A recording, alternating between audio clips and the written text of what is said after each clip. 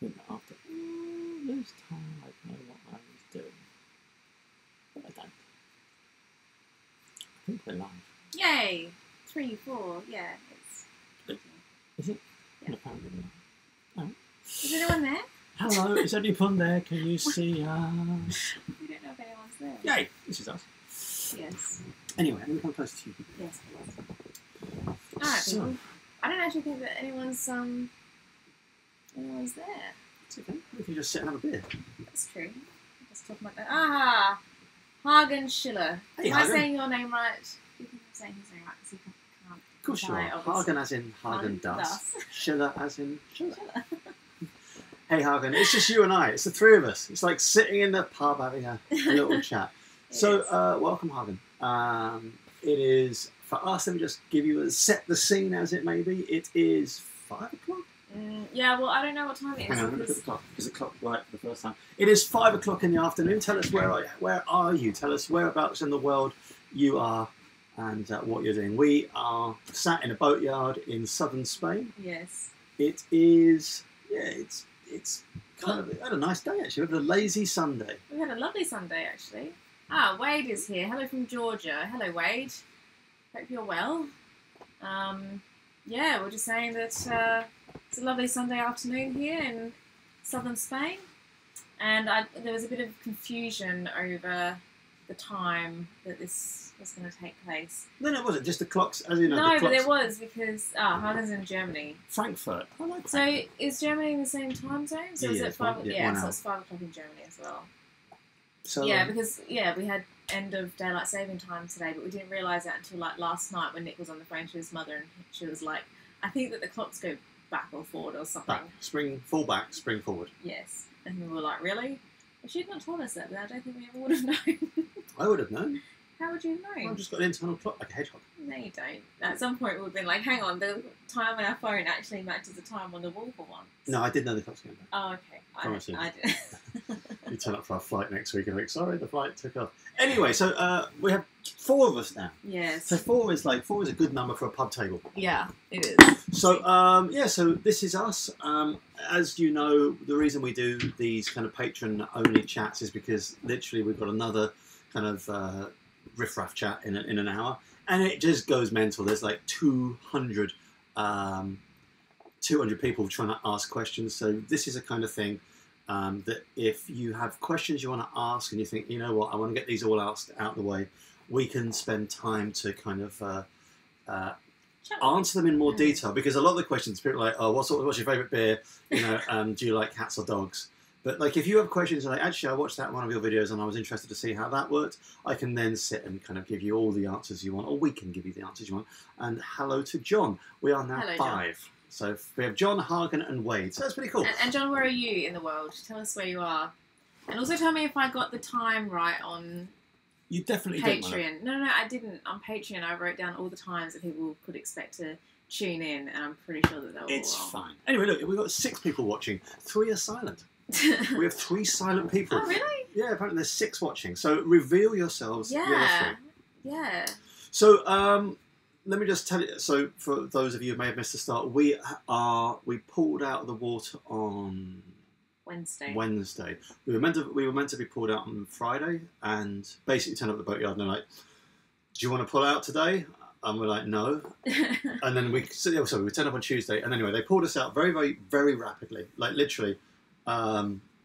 Between us getting up and being out of the water was like an hour. Yeah. Okay, So there's people. So yeah, there's people. John, so you're from Dallas. Okay. Yeah, that's in Texas, right? Dallas, Texas. That's okay. where Fast and Loud is from. Yes. John, do you know Fast and Loud? Yes, we want to come to Texas, I think just to go and See Richard Rawlings. Yeah, it's the only thing, is one of the few programs that is actually in English on Spanish TV. Yeah. So it's a bit sad how much we watch Fast and Loud, along with Outback Truckers, which is from my own home country. It's not always the best TV, but it's better than what we do. It's entertaining in its own special way. D'Artagnan Race, good morning from Seattle. Okay, D'Artagnan, what's your name on Patreon? Are you D'Artagnan Race on Patreon? Because I don't know if you are. Fast and Loud. John doesn't know what Fast and Loud is. Oh dear. It's just it's a TV series where there's this kind of like over exuberant egomaniac called Richard, who I can relate to, and his sidekick Aaron, and they build cars. That's all they do. It literally, as I said, we have Spanish terrestrial TV. They are 3 channels that just run English programs, and it's all the stuff that only gets shown at like 2 o'clock in the morning. It's stuff that obviously they're bought really cheap. Yeah, but it's good. Anyway, we got addicted to that. So we want to come to Dallas to watch to go and see Fast. Sailing Luchas. Aha, fantastic. And what's your actual name? Because I'm assuming you don't. Well, if his name is D'Artagnan, then you just offended him. Wasn't D'Artagnan like one of the 3 Musketeers? He was D'Artagnan and the 3 Musketeers. D'Artagnan and the 3 Musketeers. Now, what are the 3 Musketeers called? Oh, I don't know. Well, no, I don't know. I have no idea. Do you guys know what the 3 Musketeers were called? Porthos, Athos, and Aramis. I did not know that. Anyway. So back to the. John spends all his time watching Ruby Rose on TV. That's very sweet. Very sweet.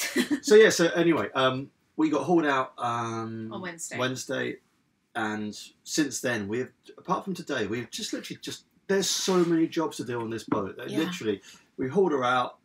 Day 1 was cleaning, jet washing, this, that, and the other.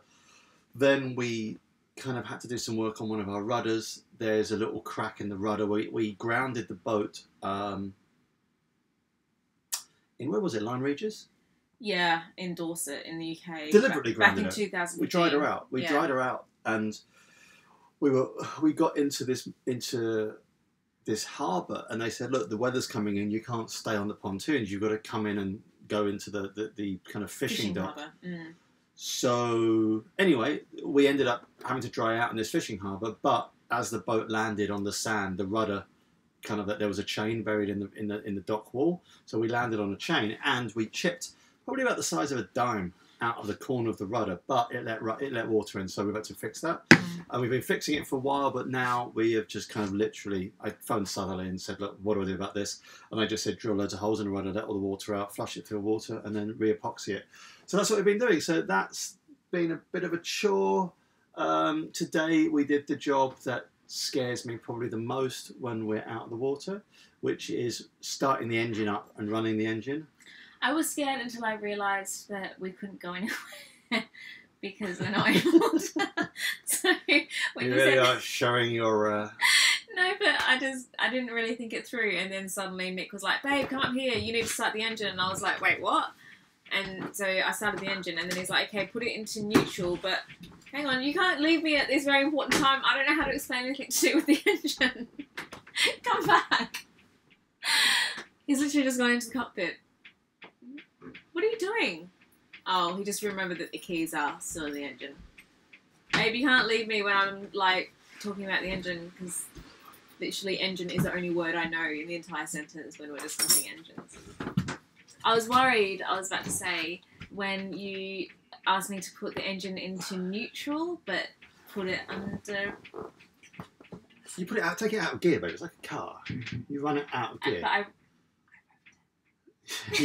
You increase the revs. I increase the revs. Is that all you say? Is there a special word for it? You increase the throttle. Increase the throttle. Out of gear. Out of gear. So yes. I was scared when I had to do that because I thought that if I did it wrong, well, I tell you, just go shooting. My fear was that we'd shake ourselves off the cradle. Oh, okay. Yeah, that could have actually happened rather than what was happening in my head. Anywho, come back, Shane. Who's Shane? Who is Shane? Maybe he's Uncle Shane. Anyway, that's where we've been. Yeah. That's today. So we started the engine. Why? To winterize it. I like how you needed to run that fresh water through it, which is, it's just you've got to rig up some Jumanji system with hose pipes that go into the raw water strainer and then just kind of literally flush fresh water through the engine. So we filmed it, so you'll be able to see it. So that's what we've done. So really now we've got... Zari! Hello, Zari. I wonder where you were. We were actually talking about you a minute ago. Were your ears burning? And Christy's usually here as well. Christy will be there somewhere. She's just... Yeah, Christy, where are you? Normally you're pretty reliable with the old... Maybe she also got confused by the time. Or rather, maybe I confused her and now she's not realising the word. Exactly. So that's it really. So that's been our day. We went for a fairly nice lunch actually, didn't we? This place is weird. Like, we turned up in this tiny little Spanish town, and it's not like a quaint town. It's a modern kind of 50s, like a 60s, 70s place. Yeah. And it's just deserted. Like, it's completely deserted. And we turn up and we go, well, it's a typical Spanish town out of season. All the holidaymakers have gone. We did some work on the boat this morning, went out the boatyard, and it's just like one of those scenes from the deserts where it rains and all the flowers come out. It's true, isn't it? Like, literally, there's like it was transformed. hundreds of people. All the restaurants are open. There's a street market. Yeah. There's a fun fair for kids. Yeah. I'm like, what the hell? Is this so, Is this the same town that we've been walking through and it's been dead for the last week? And it was nice. We had lunch in a little restaurant. Yep. The restaurants were actually quite full. So Zari's asked the question, which is exactly it. You know, we're happy to talk, and I can talk the leg of a chair, a glass eye to sleep. But as I said, these sessions with you guys are really so that we can answer really in-depth questions and give you the time that it needs. On. Yeah. Babble. Anyway, Zari asked about the Antares 44, and the question is, you've mentioned the Antares a couple of times. What about it appeals to you? What are your thoughts on galley down? So I have absolutely no problem with galley down. I think it's actually a really good concept. We have come from a monohull, so the position and the sea, the unkindly motion of it doesn't really make much odds to me. People are like, oh yeah, but you can't interact with people when you're cooking. Well, yes, you can. It doesn't really cause a problem. But also on a monohull, you don't interact with people when you're cooking either. And the thing about the Antares is that if you look at, there's a panel that you can remove from one of the sofas, which is meant to be removed, so you can actually see the galley. There is a line of sight between galley and saloon. Ah, okay. But the Antares ships with a kind of a barbecue on deck, so that most of the time we tend to eat outside on barbecue in the summer anyway. The galley down thing. I mean, I think it's actually pretty good because it gives you a lot more space. Like, it's it's a 44-foot monohull, and if you compare it to other it's a 44-foot catamaran, and if you compare it to other 44 catamarans, then you'll notice how much bigger the galley is for the space. So it's a great big galley. I have no problems with that. What about it appeals to you? Well, the other thing, just on this galley down thing, if you take the standard catamaran, whether it's one hull, which is an owner's hull, or the hull, which is the kind of... they call it like the family version. The family version. Yeah. In that space, it's normally a bathroom. Yeah. Like, you'll get cabin fore, cabin aft, bathroom and shower at that end. Now, really, what you lose with that galley down version is you lose another bathroom. Yeah. So you lose a bathroom. Mm-hmm. But you gain more space in the saloon. A lot more space in the saloon. Now, really, we sail short-handed, and we're going to continue to sail short-handed. We'll have guests on board, but it's not going to be some crazy mob-handed thing where there's like 12 people on board all the time. So for us, it gives us more space in the saloon, and it's more use of space that otherwise would be redundant. So, that area... Yeah, that hull, that second hull, we would never go into. So, I mean, we just use our hull, and then the other hull would be... So if you go onto for instance, if you go onto a 4-cabin, a Quattro Fontaine Pajot 44, you get 4 bathrooms, 4 heads, 4 cabins. Like, what boat needs 4 bathrooms? Well, sailing Zatara probably need 4 bathrooms. They've got 4 kids, don't they? But kids can share bathrooms. They're kids. The thing about bathrooms is they're really easy and cheap to put into a boat. Because it's just a moulded plastic thing. You whack it in, stick a toilet in, add a couple of taps, and bosh, it's done. So what about it appeals to you? What's the other part of that question? It's well made. It is such a well-made boat. There's a load about it that doesn't appeal to me. Yeah. But overall, it's a quality build. And you think about these things. We were at the boat show. I'm sure you saw those posts I put up from Barcelona. Went into a couple of catamarans and we're like, geez, that's terribly made. It's really badly made. Like, we're literally looking at it thinking, I wouldn't go to sea in this thing. Would not go to sea in it. I'm like, this isn't good. Got back to the marina. And I said to Teresa, I said, look, maybe we're just giving these people a bad press. They just launched this boat. Maybe they're kind of like, they rushed it to get it out, get it to a boat show, and they just wanted it all spangly and nice. So there's a bloke on the pontoon with the same mark, same manufacturer. And I said to him, I said, can I have a look at your engine room? And he's like, yeah, why not? So I looked at it, exactly the same, like shockingly badly made, like crazy badly made. There's not a lot I can say to it.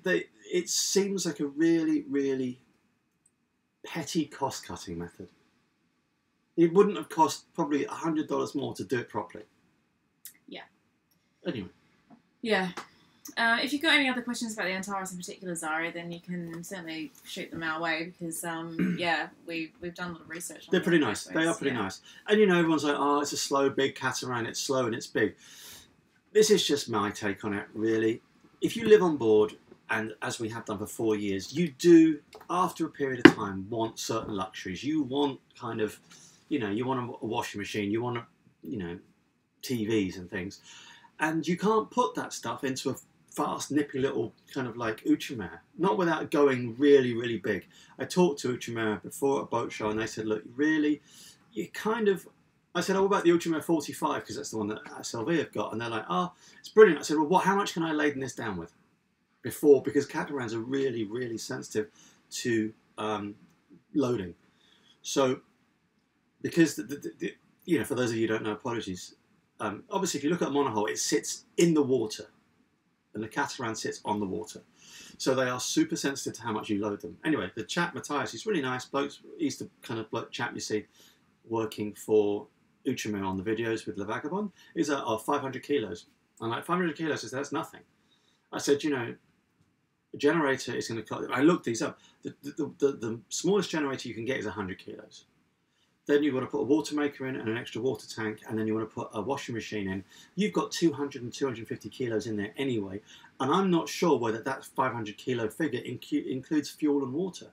So really, you've got a boat that you're so sensitive to weight, but a 45-foot boat that you cannot put a generator into, they don't put them into it. This is why SLV are like sitting on their boat, you know, with no generator, no washing machine.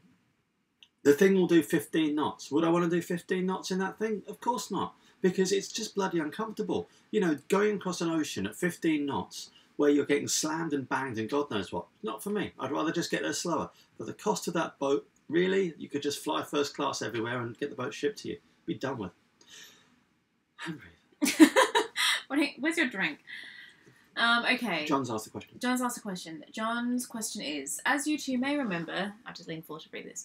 We are departing a week from today during the Caribbean 1500. Yes, with the Royal Cruising Club. That's awesome. I'm getting the Iridium Go configured with Predict Winds offshore app. Given your experience with the app, as well as with cruising in the Caribbean, Bahamas, Bermuda, have you seen one of the algorithms more accurate given the sailing area? Strange enough, you should say this. I think ECMWF is better for that. Well, we've been comparing the GFS and the European model, which is the long one starting with E. Yeah, ECM. Sorry, I can't read that. ECMWF. We've been comparing that ever since we got to the Med, because we've been tracking the weather really, really closely since getting to the Med, and it does seem like the Euro model is way more accurate. GFS works better here. ECMWF works better in the Caribbean. The GFS doesn't work better here at all. Do you not think? No, not at all. The GFS is the Euro model is more sensitive apparently to the way that the weather reacts to, like, it takes into account like the topographical features of the area, whereas the GFS doesn't. All I would say is just, and this is not scaremongering. I don't like scaremongering and sailing. When we went from the Bahamas to Bermuda. We were with a boat that was having dedicated weather routing from Chris Parker. Yeah. And that's as good as you can get. He knows exactly where you are. He's a professional meteorologist. He can look at it and say to you, that's what your weather's going to be. He got it wrong every single day. Yeah. Like, it was completely wrong. We actually got to the other side, and the lady who was getting the weather forecast is like, you know what, I want my money back from him. You know, literally. Sorry. He was completely wrong. So they went in one direction. We were doing like we were cruising company with them, and they went in one direction. We were like, I don't know whether we should go that way. I know they're getting routing, and we just like sailed the rum line, and they went off and did all sorts of zigzagging, and they got into Bermuda, and they were like, what was the point of that? Carry on. So all I would say to you is, it should be a nice passage. I think, as from what I remember, the 1500 goes out and down, doesn't it, to BVIs? No, I think it's pretty much, you take the rum line pretty much, unless obviously weather dictates otherwise. But yeah, I mean, you know, hopefully, I don't know what the weather. I have not looked at the weather. I don't know what it's like, but yeah, hopefully it'll be good. So. Sorry. I agree. I agree with you. It's a nice crossing. All I said was expect everything. It'll be a nice crossing, but don't rely too much on particular weather models because we found them to be wrong on every occasion. When you get down to the Caribbean, the local radio nets will give it to you and enjoy yourself. What did you? It's pretty nice. Yeah, absolutely. Especially once you get to BBIs. What did we use when we were crossing the Atlantic? I used. God, I've gone completely blank. Predict Wind Offshore. Yeah. With what model? I think I used GFS. Yeah.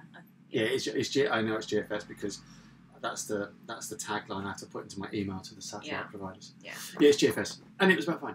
So Okay. Wade says, I'm trying to figure out my first sailboat for single-handed that will go everywhere blue water, if that's even possible. Yes, it is possible. But really, it just, I don't know. Put it this way.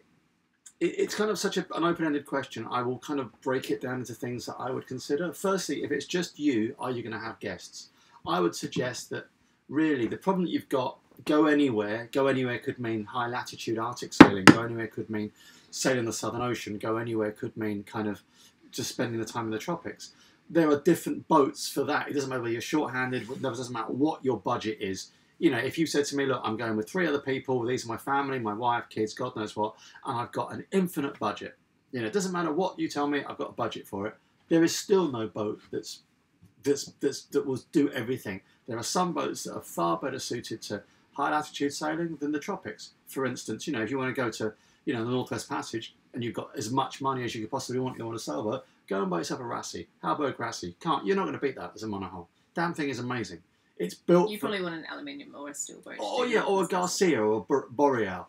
You know, one of these real kind of hard ass, small windows, wood heaters inside. You know, massive diesel tanks. You know, built like a tank thing. That's what you want. You want to go to the tropics. You want something different. Yeah. All I would say to you, and this is generally what I say to lots of people, if it's your first sailboat, buy something small that you can learn to manage, that you can learn to not damage yourself or other boats. You know, because if you can do a lot more damage in a 50-foot boat than you can in a 25-foot boat, believe me. Buy something that you can manage and buy something that you can either upscale in a few years as you get used to it, or you can sell and not make too much of a loss if you don't get on with it. Christy's arrived. Christy, hello. We're wondering where you were. Where's Christy tonight? She must be late. And happy birthday to your boy. I think I saw something. They said your son was 12. So happy birthday. We do watch everyone's feeds, so that's good. So that is my thought, Wade. Give us some more information. Like, where do you want to go? What's your budget? And we'll take it from there. D'Artagnan says, Teresa, you've mentioned in the past wanting to explore the cooler climates such as Scandinavia, Pacific Northwest. I was convincing Nick going along. Well, I think you got your answer. I think that yes, I would love to. I mean, I don't know if you guys have been watching RAN, but I have RAN Sailing. For those of you who've been living under a rock, they're another YouTube channel, and they've been in Alaska, and I've been like, yes. Let's go to Alaska. And our friends of ours, Matt and Jessica from MJ Sailing, are next year apparently doing the North Sea, so Norway and the Shetland Islands. And I'm quite envious. However, well, first of all, Nick's obviously shaking his head right now. I think that we will stick to the more kind of temperate climates for now. When we get our 50-foot Rassie, we'll look. Well, no, but this is exactly the thing. Like, I've come to believe over the course of the last 4 years of being a liveaboard cruiser that you really do need to buy a boat that suits the cruising ground that you are planning to be in the short term. Not like, oh, well, maybe one day we'll like sail the Southern Ocean. You know, what is our immediate plan? Immediately, we are in Europe, in the Mediterranean rather, and this is where we're going to be for, I don't know how long, but this is our plan for the moment. If at some point we're like, okay, let's sail the tropics, let's go back to the Caribbean, let's do the Pacific, then we will get probably a different boat that is more suitable to kind of crossing oceans and spending a lot of time at anchor in remote areas. We've got, more, we've talked about this like at length before, more storage, yeah. I can have another fridge. Maybe we can have air conditioning. You know, that kind of thing. Faster.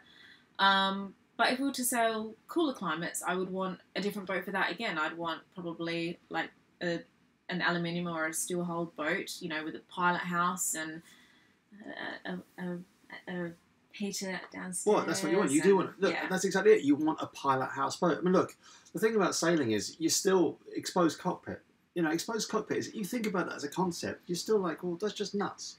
You know, you've got all this beautiful space inside, but yet you sit outside like day in, day out. You know, when you're crossing oceans, 3 o'clock in the morning, you're still outside. Doesn't matter what the weather's doing. It could be a gale and a storm. You're still outside.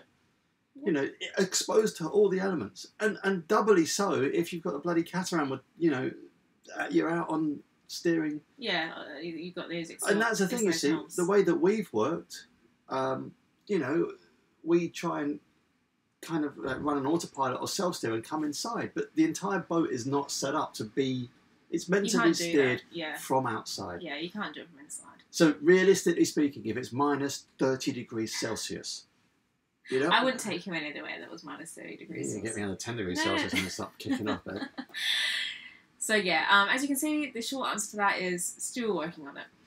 Excellent. So Christy has just said she's emailing us. Picture of the crew t-shirt. That's awesome. Thank you. Yeah. So those crew t-shirts, they're pretty awesome. We saw the mock-ups. I'm kind of like, I've got Aurelia, our t-shirt girl, to send me a couple because obviously we can't collect t-shirts because we're in the middle of nowhere. So they're going to London. I'll try and collect those next week. But yeah, those crew t-shirts. So anyone that's got a crew t-shirt coming, can you please send us pictures? And of course, we'll get them on the old interwebs. On the old interwebs. So that's good. So yeah, well done. So just Wade's second question. Wade Bunny, tropical 75,000 US. Okay, Wade, what I would suggest to you is that you can buy a hell of a lot of boat for that. I would suggest you spend no more than 50,000 if that's your ceiling. You never spend more than 2/3 of your budget. You spend 25 and up, spend a third of it on potential upgrades and your slush fund. But for 50 grand, that's a hell of a lot of boat for one person. I don't know what was Sail Out being sold for, like 75. I think that was about 75. I think they were saying that they would probably accept 75. Yeah, absolutely. So basically, if you remember Bo and Allison, Bo's boat was a Whippy 42. I think it's a Whippy, isn't it? I can't remember. Yeah, it's a Whippy 42. A beautiful boat, 80s design boats. I really liked. They were kind of like, after they got through the kind of like, we don't have to make fiberglass, they started making these really over-engineered, really solidly built boats. So Bo and Allison had this kind of like, it is a Whippy 42, and beautiful boat, really, really kind of solid, like 2 fridges, really good galley, really nice cockpit, ketch rigged, which I love. And yeah, they were willing to take 75 for that. And they probably take it knocked off now. They're more off now, so yeah, that's pretty cool. Yeah, yeah. I mean, as Nick said, you know, you can get a lot of boat for that. Definitely, lots of options, and you know, you might think, well, you're looking at a boat that's 30 years old, but as Nick said, the boats that were built in the 80s and 90s, they were really well built. Yeah, I mean, literally, you know, you think about it, you know, what's the most expensive thing that could happen to a boat singularly? You know, obviously, apart from it sinking and being a complete loss, but like individual items, things like your engine packs up. You know, really with an engine, you can get those fixed. You know, you think, what's the ceiling this is going to cost me? You know, your engine packs up really, really badly. You want to get it fixed for like, I don't know, a couple of $1,000 at most. So, you know, once you've got the boat, you can, you know, as long as you're a bit handy, you better get it, you know, do the work yourself. So I would suggest go and look at, if you're 75 is your ceiling, go and look at 50,000 boats. The other thing is, we've talked to boat brokers and boat brokers a lot recently about what sort of discount you can expect. And the thing about the US is, the US boat market, vendors are happy to accept far greater discounts, or they will sell those boats for less. So the advertised price is normally, I think, what was it Nick O'Kelly was saying, 10 to 15%, 10% less? I was going to say 5 to 10%. Yeah, so whatever the price is, 5 to 10% is the minimum off you should be able to get. So that's pretty cool. Depending on the market at the time. Anyway, we have Abu Rahman here. Hello, Abu Rahman. Abraham, isn't it? It is Abraham. Sorry, Jim, this is one of my bloody glasses. Abraham, otherwise known as Abu Rahman, I have just mixed Judaism and Islam into one name. Apologies on And both a very parts. delicious Japanese noodle dish. I don't think you can use ramen and ramen. It's different than ramen. Hang on. Give me a second. Yes, it's definitely Abraham. Oh, Christ. Never get old. You could visit MJ when they're there, or probably even Ran. They seem like nice people. They certainly do.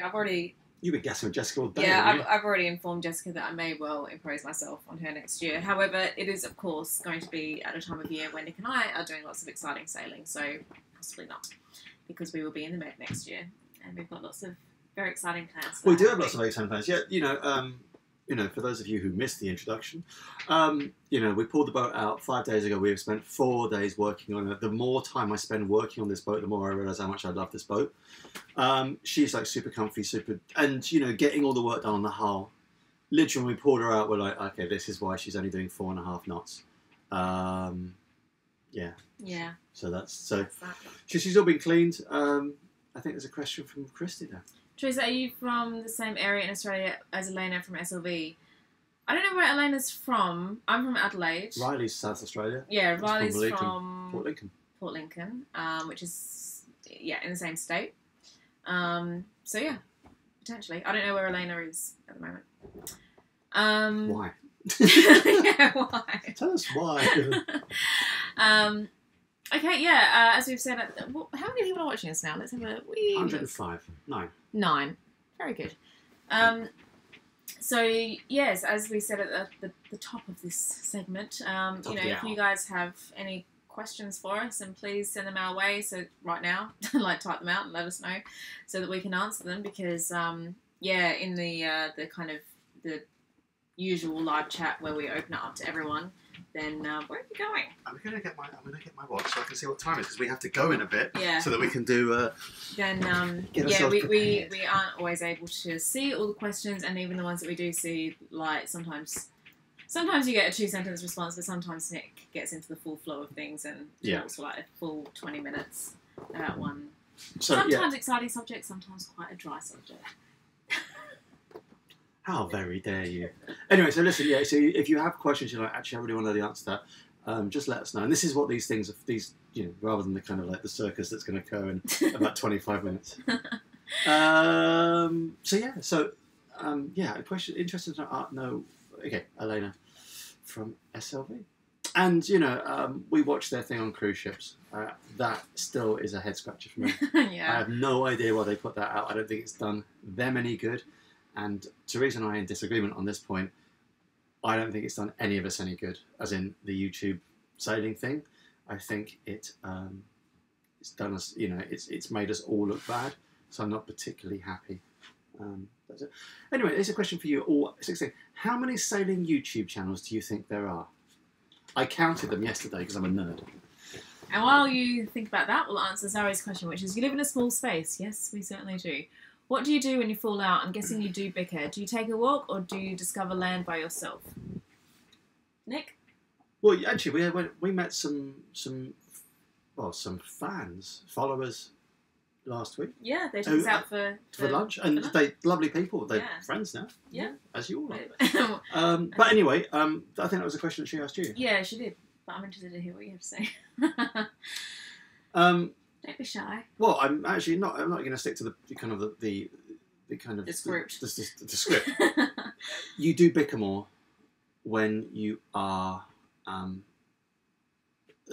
like living in a small space. It's and spending every single day. Every so we do bicker more. Mm-hmm. I actually think you need a really specific type of relationship to get this sort of thing to work. Mm-hmm. As I said, we have met hundreds of cruisers, and the thing is that cruisers. We talk. You haven't seen human company apart from each other sometimes for weeks on end. So you gas and gas and gas and gas and gas. Anyway, it seems to be the one question that women ask other women sailors a lot. I've never had it asked by a man. Is how do you deal with falling out? I think we just have a what's the time out, don't we? We very, very rarely have a big blue, do we? No, we very rarely have a big blue. I've never heard that expression before. Big blue? Blue. Blue. It's an Australianism. Is it? Yeah. No, we don't fight seriously very often, but we do bicker. Yeah, we do bicker. But I think that over the years, what we've both found is that we need our own space, which is sometimes really hard to achieve when you're in a 38-foot boat. So you have to kind of think a bit outside the box. So I think for me, that means I have to do exercise. So I do workouts. I try and do them most days. It doesn't always work out because we live quite busy lives.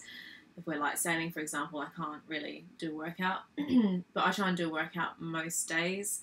And I find that really, even though physically I'm still like in a 38-foot boat with Nick, I feel like mentally a bit of time out, some like me time, half an hour, 45 minutes just to focus on myself rather than anything else. I feel that is really, really critical. And Nick, you play the guitar. The guitar or working on the boat, you know, it's so... Something that's therapeutic, I think. You need something that is therapeutic. Good answer. Yeah. The answer to sailing channels, and this is based on, there is a website called sailingchannels.com, and it basically is every single YouTube sailing related channel. 800 channels. There are 800 sailing channels. That is insane. Like, absolutely insane. I'm like, I thought you know, because I was always throwing around, okay, it'll be a couple of hundred. Yes. Wade says, so 800 channels, so there you go. There you go. Insane. Nick Bunny says, will you offer baseball caps? I'm not a big Bunny. Wade says, will you offer baseball caps? I'm not a big fan of trucker hats. Baseball caps. Baseball caps and trucker. Our hats are, they're not baseball cap. They're not trucker hats. Where are they? Oh, sorry. They were meant to... Yeah, that's a baseball cap. Yeah, it's a baseball cap. We were meant to have trucker hats. I'm going to put this on, so I found it on the floor. This is the hat. It's a baseball hat. We were going to have trucker hats. But yeah, this is what came out. Because I like the colours. I like the kind of distressed look. So yeah, we don't do trucker hats. Unless she's changed the design, I don't think she would have done. Or the supplier. Check the website. But... Yeah, they're. Yeah, that's it. It's a baseball hat. And very flattering as well. Zara says, my partner and I fight or bicker at home, but never on the boat. On the boat, we're a team. Weird. Yeah, well, every couple is different. What can I say? I mean, Nick and I very rarely fought or bickered when we're living on land, and when we moved onto the boat, it was kind of, yeah, it started slowly, and it kind of freaked us out to begin with because we were like, this is strange. This isn't the way we normally behave. But I think the other thing is that if that happens, if you feel that, you know, you are bickering more often, then, and we do get this question fairly often, is one, you're breathing down you're literally breathing down my neck right now. All I can hear is you going, I'm trying, you're distracting me with your loud breathing. So it's an asthmatic bed. You need to communicate, definitely. So if something is stressing you out or something is, you know, if you're not happy with something, then you need to communicate that. And you also, from the other end, need to be very receptive to any kind of signals, spoken or otherwise, that your partner is giving you. If they're like, I'm not happy, or this is stressing me, you're like, we need to change this, I need to do that, then don't just dismiss that because it doesn't kind of quite fit in with what you want. Like, listen to those messages. Yeah. And I already said, have a therapeutic hobby that gives you alone time. That's not drugs. And there was another one. Oh yeah, give yourself permission to bicker. Yeah, like, it's okay to bicker. Good. And yeah, all I would say is I think that we've got some really, really good friends that sailed, and a lot of them they find it really stressful when one partner won't row with them, like our friends with the Discovery. Like he would just clam up and would never come up with these feelings, and she just found it insane. She needed to just needed an outlet. Yeah, and she couldn't. Anyway, so that's that one. Just some news. We are bringing out at some point over the next month a limited edition T-shirt, only because I've run out of clothes. And when I've run out of clothes, I'm like, I better design something new. So there's a limited edition T-shirt coming out, and we're going to talk to the T-shirt girl about making sure all our patrons get like a discount on that. So there'll be a discount code we'll put on Patreon for that T-shirt. Yeah. So yeah, it's a you've seen it out. We put it out there. It's a sugar skull with ruby rose on it. As I said, I just want something different. It's only available in black, so if you don't like black, tough. But it's going to be a limited edition ruby rose T-shirt. I think we're probably going to run a limited order size on that. So it's going to be for what, a month. That enables me to get a couple of T-shirts printed. That's it. Which is really the most important thing, let's be honest. So that's that. So Chrissy says, 800 saving channels and we're in the top few. It's nuts, that is. Yeah. I don't really know why. I scratch my head at this and I'm like, oh, really? But no, thank you to people like you. And it's just, next year, we're going to try and do a lot more. We've only had Patreon running for 2 months? Yeah. And so we're going to try and give you lot as much as we can that, we haven't, things that you may want. We don't know what that is. But if there are things specifically you want that are reasonable requests, then say, can you do this? And then we'll try and do it for you. So yeah, that's, so we're going to try and do that. And so the other thing is we are going to do fan meetups as well. We need to do some. Now, these are to be confirmed. First thing, we didn't go to Annapolis this year. We will be going to Annapolis unless something happens, like I break both my legs in a freak climbing accident or something. We will be going to Annapolis next year.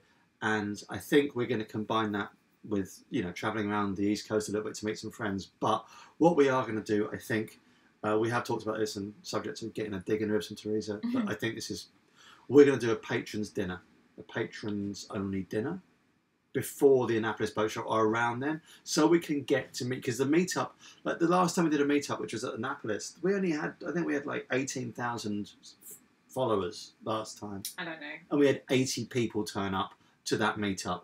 So basically, it's going to be like a shit show. It's going to probably end up with us having to limit numbers. So we were thinking, how do we make sure that our patrons get, to catch up with us? Yeah. So we're going to do some,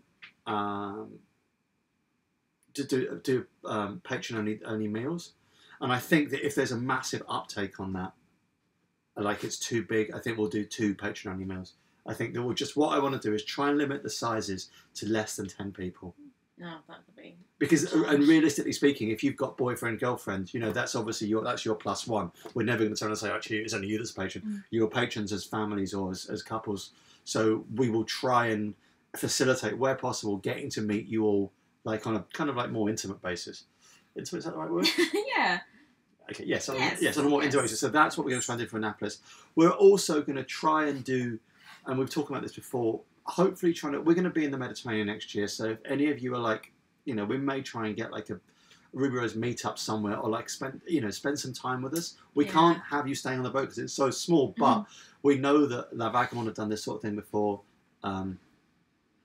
which essentially is kind of like you fly out, we all stay locally in a local hotel. We keep the boats on. We hang out for a week. Yeah, and do like day sails. Yeah, do day sails and just spend some time and just chill out. And, I know that it's a big, well, I think when SLV did it, this is when they were a lot smaller. They had people fly from all over the world to see them. So that's something we're going to put out next year. So, we will, obviously, it's not going to be a last minute thing. We'll find a week and go, we're going to be here. Do you want to come out and spend some time with us? So I think that's something we really want to do. I'm kind of really liking the Patreon thing. And it's not because of it's just because it's one thing that is difficult about sailing is it's quite a lonely existence, because you meet people and they become really good friends of yours, but then you sail off in different directions, and that's happened for us for 4 years, hasn't it? Way before we got into YouTube. So to actually meet people and be able to say, oh, do you want to meet up for a beer? We're going to spend this week in Minorca or this week on the Greek islands. Come out and have a week sailing with us. Yeah. Yeah. So that's what we do next year. No idea. Anything more than that, these are just ideas we're throwing out. Yeah. Yeah. Yeah. Definitely. How are we going for time? Oh shit! I'm gassing away. We better head off in a minute. Anyway, Zari, thank you. That's a very nice comment. She says we're on the top because they are real, honest, funny, and real. Real twice. So real. So real. So you got to mention it twice. Yes, thank you. Thank you. That's very nice of you. So, any final questions? We really need to wrap this up. But if you have like burning questions, you can always ask them in the next segment. And we always prioritise patrons anyway. So, although there's not always a way of identifying you easily. So Well, yes. yeah, we like when the comments are flashing past. Yeah. Yeah. So yeah, because this is we get a question, I can read it. These are like 200 questions, and someone's like, yeah, what bra size are you, Nick? And I'm like, okay, let's deal with this and block you. So listen, thank you for all this. Unless you have any more questions, we're going to give it another minute for things to flash up, and you need to wait for the lag. Yeah, there's a lag. There's a lag. There is a lag. So we will see you. Well, we will see you around. We've got lots of cool stuff for patrons coming up. Lots of behind the scene things. I hope you're enjoying the lens clips. We try and put those up regularly. And Technical Tuesday videos, it's easy for us to film the Technical Tuesdays when we're doing technical stuff out the water, when I'm sitting on deck having a beer. It's not particularly technical. So that's about that, really. Anyway, apart from that, I think we're good to go. I need to go back to the fridge, get another beer. And we will see you either over the next event, which is starting shortly, or back on Patreon. On Patreon, yeah. Chrissy's already signed up for the Med meetup. All right, guys. So yeah, we'll catch you guys soon. It's really nice. And as I said, these are really. I prefer these sort of things. Yeah, it's easy for us to talk without me having to kind of like put my clown suit on. Yeah. I'm gonna find those for someone. I think that like we have to hang up first. Oh, yeah. Oh, it's like I'm going to get off it. You hang up. No, you hang up. You hang up. All right, we better go. All right, bye. Bye.